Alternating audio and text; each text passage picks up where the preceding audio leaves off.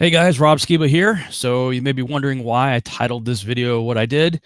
Well, if you've been paying attention to what's been happening lately, YouTube is purging itself of certain content producers based on certain criteria that many of which I just so happen to fit. So I wouldn't be surprised if my days here are numbered. And I titled this video what I did because one of these days you might come to YouTube to watch one of my videos and I won't be here. So you're gonna be like, whatever happened to Rob Skiba? Well, I just want to share a few things with you in the event that that happens. Of course, this is my existing YouTube channel, Rob Skiba, with 183,155 subscribers. Now, this is not my only channel. Trying to think of when I started this channel. This was like 2013, I think, is when I started this channel. Before that, for probably a good 2 or 3 years before I started that channel, this was my channel, Captain Mang. It's a picture of me with my camera. That's actually on Mars Hill in Athens, Greece. This was my first YouTube channel, Captain Mang being my high school nickname. You can look through the videos. There's a lot of the same videos on this one as on my current channel, but there's a bunch of videos also on this channel that are not on my other channel. So between the two of them, there's probably well over 500 videos out there. And this will be right now. I'm probably going to delete any of the videos on this channel that have to do with flat Earth, simply because that's one of the big targets right now. So to not jeopardize this channel, I may remove those videos from it. And so this may be my backup channel.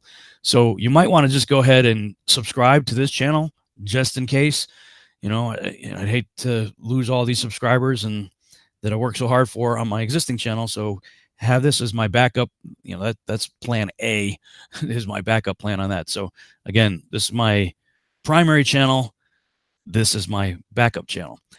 The other thing that I've done recently is I decided to link my primary channel to library. And if you don't know what that is, this is actually kind of cool. Go to lbry.com, library.com, and it's an app. This works through the blockchain. So you need a separate app to access all this stuff. And this is the link for Windows. I guess they probably have links for Mac or other platforms there.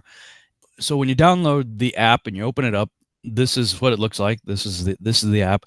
And if you want to find me, just type my name, Rob Skiba with no space, Rob Skiba, no space. And yeah, I've got on my primary YouTube channel, I think 455, 460 videos. They actually pulled a few of them down. So I was a lot closer to 500 on that one channel, and I lost a bunch of them. But anyway, they had this cool thing, and this is for other content producers out there who might be watching this. You can actually synchronize your YouTube channel to library, and it pulls your videos over, and your whole channel over, in fact. So they do have some limitations, like on file size and stuff. That's why all of my videos didn't come over. But so I'm missing maybe about 100 videos, it looks like, because it says it published 374. So you click on that, and that's my channel. So you see all these videos here that it brought over from my YouTube channel.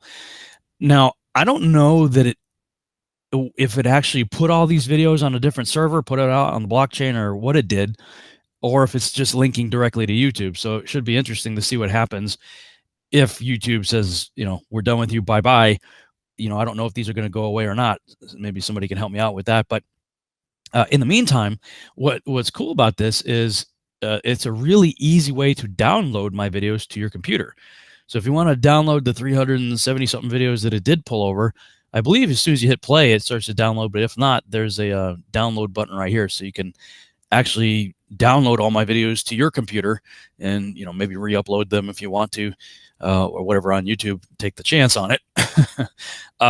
But yeah, library is another thing that I've decided to, you know, move my stuff over to and see what happens with that.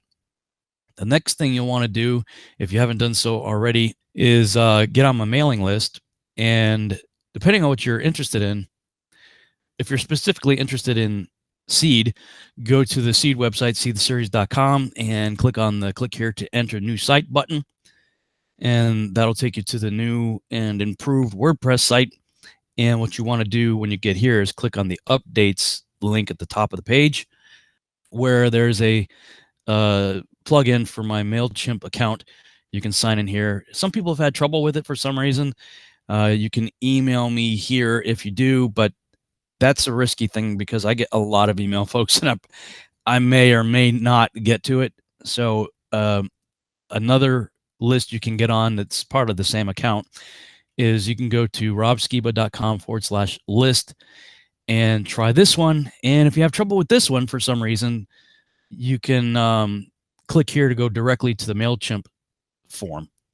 And sometimes I think it's just a function of the WordPress plugin having certain issues. I think it's with the CAPTCHA or confirmations or whatever. So get on the email list. That'll be another way that you can stay in contact with me. All right. Now, with that out of the way, if you've been watching my channel and following the videos that I've been putting up lately on the Evolution Alien Multiverse series of videos I did here, this was originally about a 3-hour interview that Parable of the Vineyard did with me, the YouTube channel Parable of the Vineyard. Subscribe to them if you're not already subscribed. They got some great stuff there, and I'll certainly be linking up with them more in the future. That was a 3-hour interview where I was talking about the Contact in the Desert conference. And what I did on my channel is anything I was referencing, I tried to grab videos from the stack that I bought to show you what I was talking about. And so it's expanded to like 7.5 hours, I think. If you want, that's why I split it up into so many parts. What I'm thinking about doing is, today is June 26th, my birthday. Tomorrow, June 27th, I may do an encore presentation and just do the whole thing at one shot as a live replay. So if you want to join up in the chat room and get in there and spend a good full day with me, I'll probably do that tomorrow, or if not, sometime maybe on the weekend. So keep an eye out for that coming out there. But Justin, who is pictured right here, he's from the YouTube channel Christian Truthers. And again, subscribe to his channel. Also, he's got some great stuff. He put out a video right here, the UFO disclosure, Bob Lazar and ancient aliens have landed. And he's given me permission to replay it. So I'm going to play it for you here now, because I think it's a perfect follow-up to the video series that I've been doing. Ladies and gentlemen, boys and girls, brothers and sisters, wow. For those of you who have been with me over the last 2 years, you already know that I don't usually comment too frequently on this channel on the subject of supposed alien phenomenon and all that comes with it. We've discussed this quite a bit on live streams via the Parable of the Vineyard channel, but just by the nature of the areas of study that I've been involved in personally, I haven't felt it was necessary to dive too much further into this topic or to go out of my way to throw in my 2 cents. However, in light of recent events and the uptick in some pretty incredible media activity, I felt it was necessary to just take a few minutes and simply point out the trends that I'm seeing right here and point you to some additional resources for further investigation. First, I have to point out that a soft disclosure has already been in the works for decades now. And by that I mean that whether it be through politics, entertainment, science, history, or even weather outlets, we've been receiving the conditioning of soft and gentle little nudges, I'll call them, to get us, the general public, to begin accepting the idea of extraterrestrial or interdimensional life forms on Earth. This has come in the form of sightings, movies, historical discoveries, and television programming designed to instill these ideas, such as ancient aliens and things of the like. Even supposed scientific discovery and research has, over time, given us, as a country of information consumers, the general impression that life is possible outside of the realm of what we've generally understood here on Earth. This, in a very general sense, is long-term exposure to soft alien disclosure. But when the paranormal and extraterrestrial focused community generally references soft disclosure, they truly intend to point to this general idea that in the soon coming future, the media will in some way or another admit that aliens from space truly do exist. True disclosure, or full disclosure, we'll call it, would only occur down the road when physical evidence is provided and acknowledged by our recognized authority figures such as the U.S. government. But whether you view soft disclosure as a long-term objective or a single identifiable event in time, ladies and gentlemen, by almost any definition I've come to understand, soft disclosure is happening right now in front of our faces. Yeah. Going back just a single year to June 20th, 2018, we see a publicly recognized news leader openly discussing the fact that according to airline pilots, UFOs frequently come close to colliding with them in mid-air routes. Fox News even highlights a guest from the UK's UFO project and demonstrates some aerial footage of unidentified phenomenon in the sky. These types of periodic news updates on the possibility of UFOs goes back much further, but just for the sake of demonstration, I thought that June 20th was an interesting date to mention, and you'll see why here in just a moment. What becomes even more interesting, however, is the sudden uptick in these types of news statements across multiple platforms just this year alone.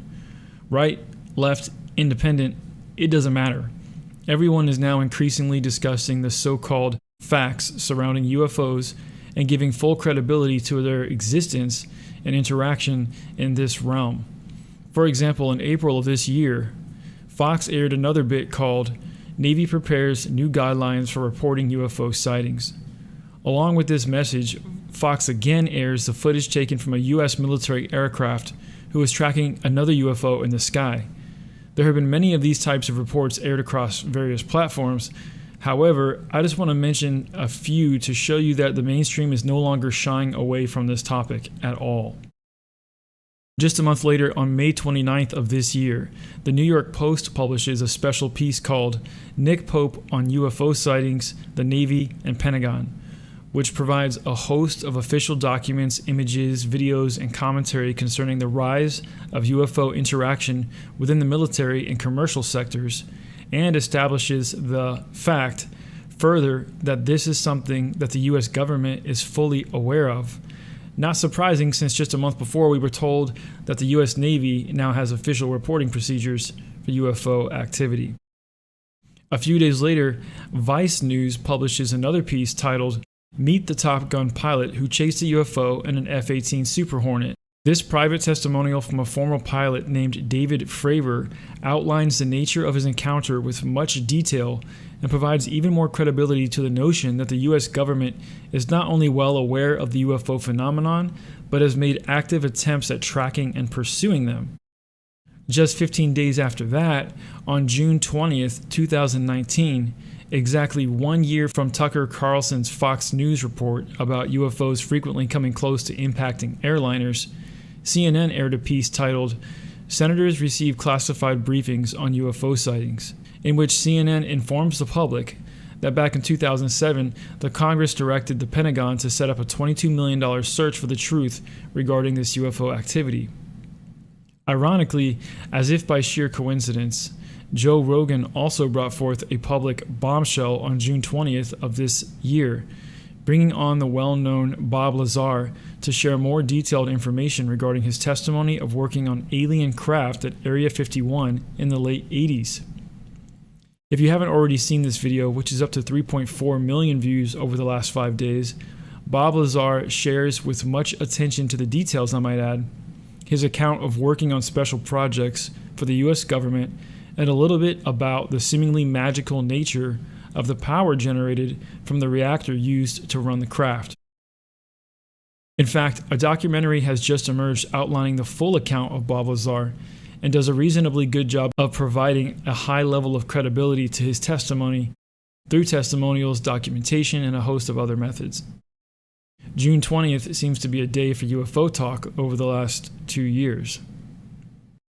But if you listen closely, you'll notice a very interesting trail of breadcrumbs left, whether intentionally or not, that leads us, the viewers, right back to the ancient aliens area of study, even mentioning that he believes that the tech and craft he was working on was likely found during an archaeological dig. Ladies and gentlemen, whether you realize it or not, we are already past the tick mark labeled soft disclosure on the volume knob of alien acknowledgement, and well on our way to full disclosure by any measure you might use. What is it going to take for each individual to each see a strange sighting over their own neighborhood before they realize that whatever is going on actually, truly is going on? These activities previously considered paranormal are about to become normal. And we know this, if by nothing else, than the normalization we are seeing within the media as they prep our minds for what is to come next. Whether you believe that these phenomena are truly off-world, interdimensional, or from government tech, would you be willing to consider that perhaps all of these descriptions and theories are simply half-truthed diversions to keep us from fully understanding the tremendous force that is about to come upon us? What if what most people believed was a great revolution in human history was actually a cleverly disguised great deception that went back to the beginning of mankind? Even a deception of biblical proportions, you might say. For more information regarding the truth of this phenomenon, the forces at work, and the agenda in mind, click the card shown on screen or check out the links in the description box below. Time is of the essence, and it is only a matter of time before the minds of men will be completely entranced by what their eyes will see and their ears will hear. I'm Justin with Christian Truthers. Shalom.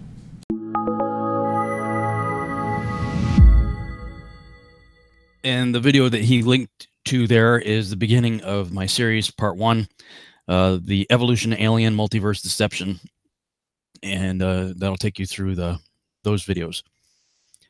So the reason I wanted to play that video there, first of all, I thought it was really well done, but also just to underscore the fact that things are happening here, people. There's some crazy stuff going on, and probably going to get a lot more crazy. Again, the stuff that I heard at that conference, you saw just a tiny fraction of it in the series that I just put out. There is something's coming, and we better be ready for it. So, you know, a lot of times people ask me, what am I doing seed for? What is the seed project? Well, again, you could go to seedtheseries.com, click on enter the site, and just on that front page alone, there's a ton of information for the newcomer who comes on board and wants to figure out what's going on. Lots of resources for you to check out. 27-page overview, read the first script, listen to the audio drama, make sure you're on the email list, check out the vlogs, look into the research. The video right here, part 1 of 6, it was done back in 2010 when I was first developing the whole project. The 4 projects that are all part of the same thing, you know, each one here, you can scroll over the comic book, the fiction novel, the video games. All these 3 are meant to, any revenue that is generated from these 3 are meant to go into the television series to help finance that. Here's a sort of a status on where we are with the project right now, how you can get involved, frequently asked questions, what's up with the Backward Z, what's up with 33, why TV series, how can I get involved, check out the blogs, look at the pictures, all kinds of stuff, you know, all kinds of resources that people could check out. Contact information at the bottom there. You can send me emails if you want to get involved. You know, again, please don't just send me an email just because you want to talk with me. If it is specifically seed related and you are talented, you have some kind of gifts and abilities that you want to contribute toward the project, and, you know, no offense, but we need like top quality. And we're trying to compete with the Avengers and stuff like that. And, you know, anything you're seeing on TV or in the movies, we want to compete with. So we have to have that level of quality in, you know, artistic ability. So if you believe you qualify for that and have things that you want to submit to me to look at, demos or whatever, don't send to this email address. A better one to send to specifically for that sort of thing is production@seedtheseries.com. Production@seedtheseries.com. So again, you know, if people are come looking for me and my YouTube channel happens to disappear, look, guys, I'm refocusing all of my attention onto seeds, and I don't have time to rebuild all this stuff. If this all goes away, you know, that's get it while you can, because I don't know how much time I'm going to have to try to, you know, put it all back up again and do new stuff. And, you know, I'm just going to say, listen, guys, I can't do it without you. I'm not going to go through the Hollywood system.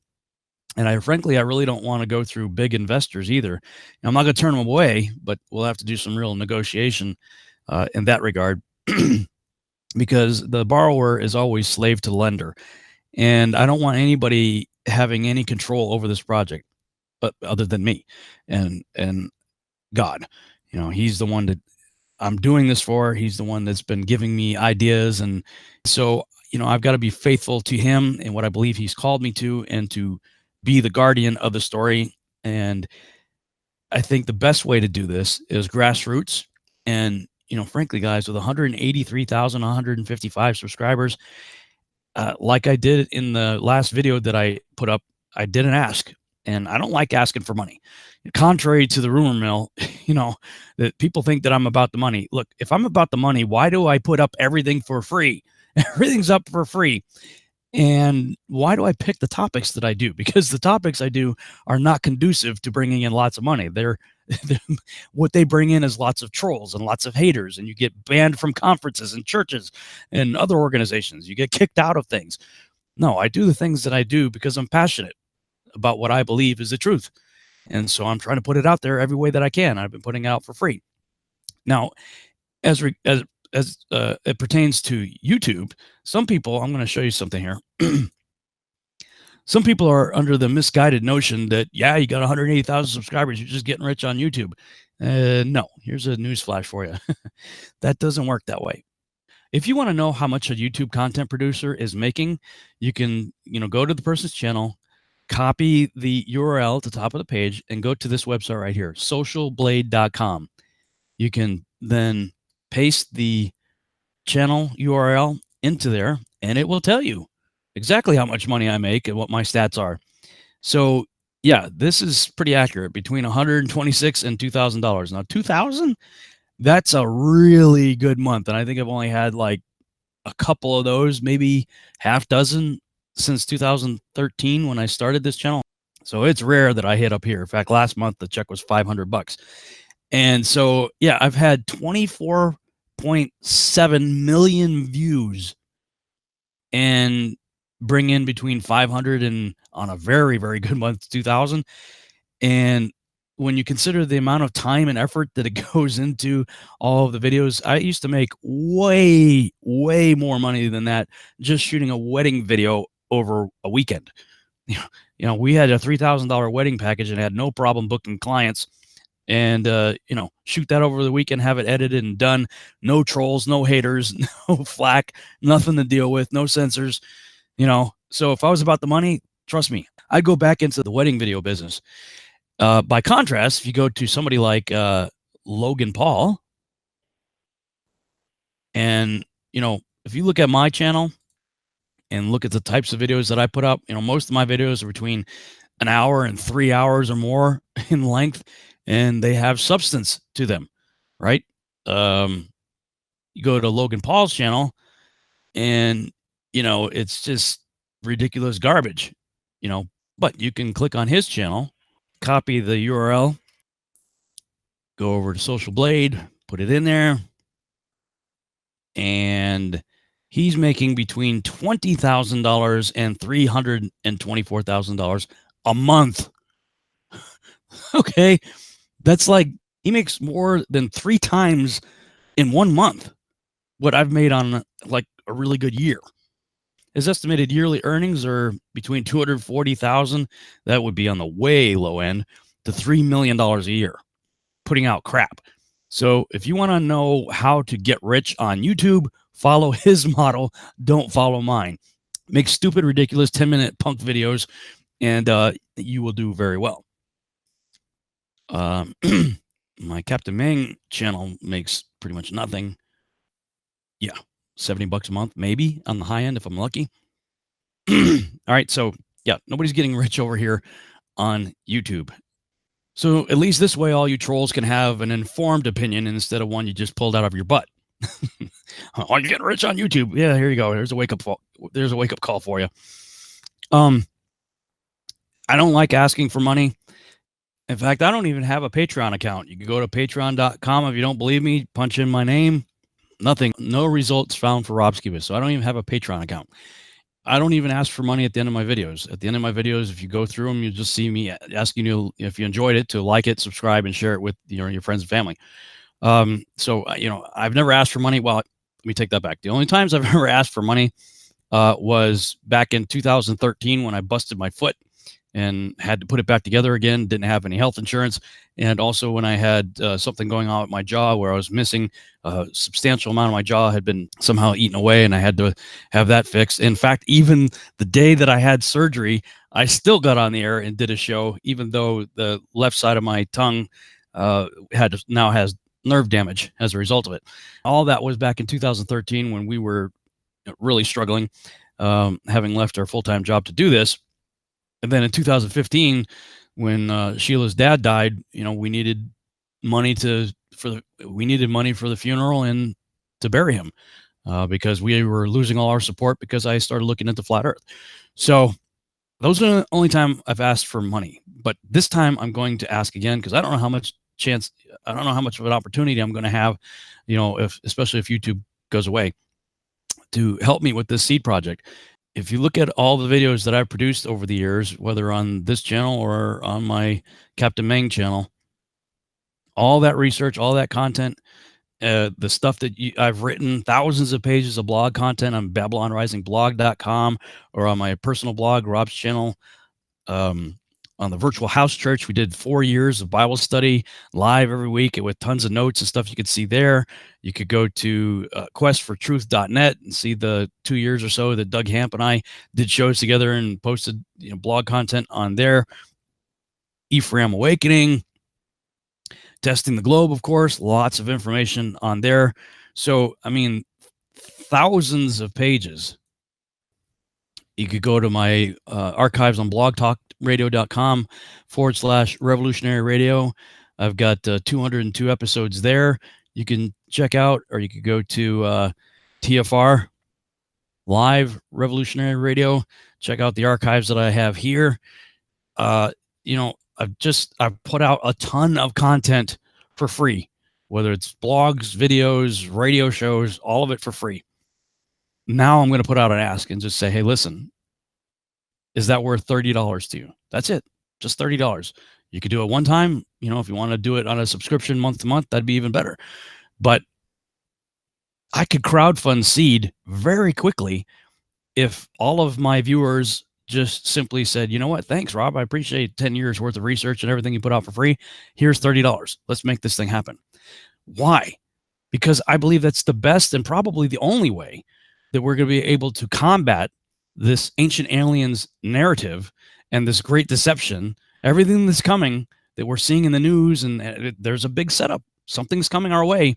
And, the other side has been very successful for decades now, better part of a century, in fact, at programming you and me with media, with shows like Star Trek, Ancient Aliens, and a whole lot of other shows and movies and stuff like that, where they're preaching very much a secular, humanistic, evolutionary, panspermia message, year after year after year after year, month after month, week after week, day after day, using the medium of entertainment. Well, that's what I'm going to try to do with seed. Same thing, but I'm going to try to counter everything they're doing in an entertaining way, hopefully through a really cool science fiction TV series called Seed that will take all of the research that I've been doing for the last 10 plus years, combine it, put it together with other research that I've been doing, from other people out there, and put it out in a palette that hopefully the secular audience especially will get excited about. But for those of you who are out there who are of the same faith and belief that I have, the savvy Christian can watch what I'm going to put into this video series and leverage it to reach their friends and family. They're watching this, hopefully will get excited about, they'll be watching this cool TV series, and I'll be planting seeds all over the place that the savvy believer can then water and then hopefully see the harvest. But look, guys, this isn't cheap. When you look into TV series, and I got a example of a TV series, typical TV series, $3.5 million budget, where that money goes and what it's being spent on. Seed will be in a comparable range, somewhere to $3 to $4 million per episode. Anything you're watching on TV is in that price range or greater. A lot of the shows people are watching right now, actually, believe it or not, are in the $6 to $10 million range per episode. Why is this stuff so expensive? Well, it takes money to make money. This is if you just watch all the names at the end of a TV show or at the end of a movie, look at all the names in the credits. All those people got to get paid, and I've come to realize, you know what? It takes millions to reach millions. It takes billions to reach billions. Think about it. How many people do you imagine have been influenced in one way or another by a show like Star Trek? Well, probably at least the same number of people as the dollars it took to finance all the different series within that franchise and the movies that they've produced. I mean, it's practically a 1-to-1 ratio, and that's just one franchise. So when you think about all of the stuff that Hollywood has put out, they reach hundreds of millions and even billions of people because they spend hundreds of millions and even billions of dollars. It's just the way it is in that industry. I mean, it's a collaborative medium that takes a lot of people to make the stuff that we see on TV and on the movie screens. And since Seed's going to deal with, Nephilim giants and, Book of Enoch type of stuff, CGI, is expensive, so that's what I'm up against. Yeah, guys, I don't know what else to do except say, please, please help. And for those of you who have already helped, who have contributed financially toward just the effort that Sheila and I have put forth to do what we do, thank you. I know I don't say it enough. I'm so busy. I get crazy busy writing, researching, traveling, doing conferences, all the stuff that I do, that I don't take the time to say thank you as much as I should. So please forgive me for that, but know that your contributions have been greatly appreciated, both by myself and certainly Sheila as well. So for all of you who have supported us in the past, thank you, thank you, thank you. And for those of you who have yet to support us but are interested, I've showed you some of the resources you can check out. And if you think it's worth it, please consider helping out. And that goes for you haters and trolls too. You know what? I gave you a reason for living. I gave you a reason to wake up in the morning. Where would you be? What would you do if you didn't have my channel to come and, call me names? So, you know what? Maybe this is for you too. Hey, thanks for letting me call you an idiot and all kinds of other names for, however many years you guys have been doing it. Maybe that's worth $30 to you. It's for everybody. But, if I've been in any way a blessing to you, please consider contributing towards Seed. I don't know how much time I have left here on YouTube, and I want to get on that series and start making it happen so we have something out there in the mainstream to counter what these other guys are saying. So, all right, that's all I have to say, other than to say again, thank you.